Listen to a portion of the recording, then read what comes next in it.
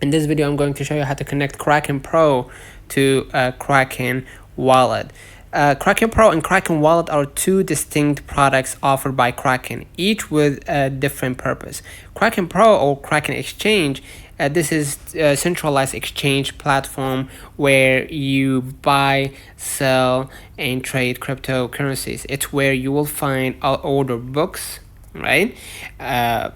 Charting tools, margin trading, and a wide range of trading pairs, right? Kraken holds custody of your crypto on this platform. Kraken Wallet, this is Kraken's self-custody Web3 wallet. This means you hold the private keys to your crypto asset, giving you complete control.